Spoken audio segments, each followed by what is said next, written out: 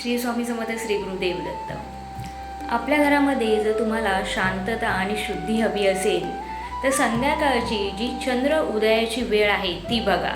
आता गुगलवर तुम्ही ती सहज चेक करू शकता। त्यावेळेस आपल्याला एक चिमूटभर मीठ उजव्या हातात घ्यायचं आहे आणि ते आपल्या घराच्या बाहेर तुम्हाला शिंपडायचं आहे। त्याचबरोबर घरामध्ये तुळशी असणं हे खूप शुभ मानलं जातं। आपल्या भारतीय संस्कृतीमध्ये तुळशीला अनन्यसाधारण महत्त्व आहे।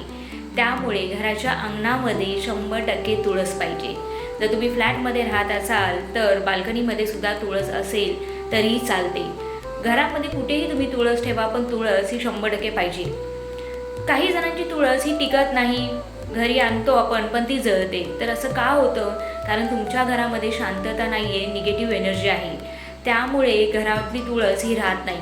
घरातली जी तुळस असते ना, जर ती बहरली फुलली तर तुमचा संसार, तुमची घरामध्ये पॉझिटिव्हिटी आहे आणि तो सुद्धा असा बहरत आणि फुलत जातो आणि निगेटिव्हिटी नसते। पण तुळस जर राहत नाही आहे, टिकत नाही आहे तर 100% घरामध्ये निगेटिव्हिटी आहे, काहीतरी प्रॉब्लेम आहे। तर ह्याच्या रिलेटेड जे उपाय असणार आहे ते मी नक्कीच सांगेल नेक्स्ट व्हिडिओमध्ये। तर तुळशी जर टिकत नसेल तर काय करावं? तुम्ही कृष्णवर्णीय जी तुळस आहे ती घरी आणा। तुळशीची चांगली देखभाल करा। तुळशीला जास्त पाणी घालण्याची गरज नसते।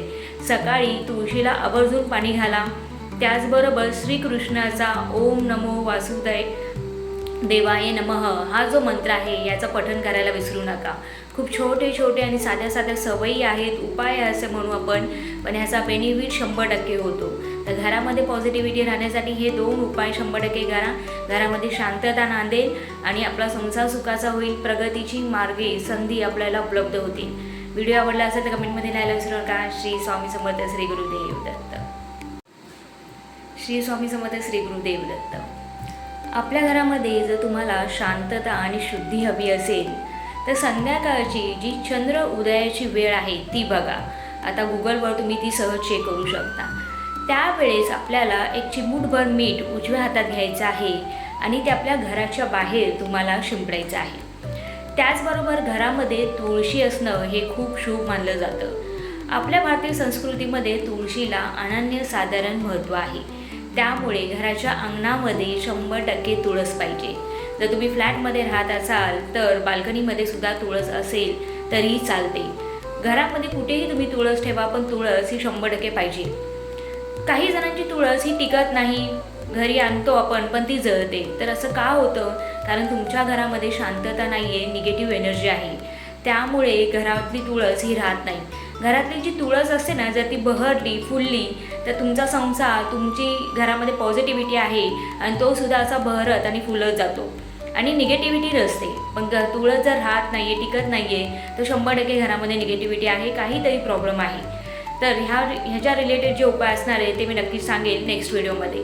तर तुळशी जर टिकत नसेल तर काय करावं? तुम्ही कृष्णवर्णीय जी तुळस आहे ती घरी आणा। तुळशीची चांगली देखभाल करा। तुळशीला जास्त पाणी घालण्याची गरज नसते। सकाळी तुळशीला आवर्जून पाणी घाला।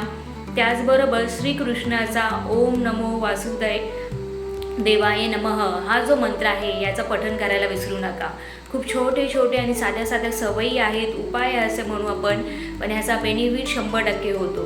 तर घरामध्ये पॉझिटिव्हिटी राहण्यासाठी हे 2 उपाय 100% करा। घरामध्ये शांतता नांदेल आणि आपला संसार सुखाचा होईल, प्रगतीची मार्गे संधी आपल्याला उपलब्ध होतील। व्हिडिओ आवडला असेल तर कमेंटमध्ये लिहायला विसरू नका। श्री स्वामी समर्थ श्री गुरुदेव।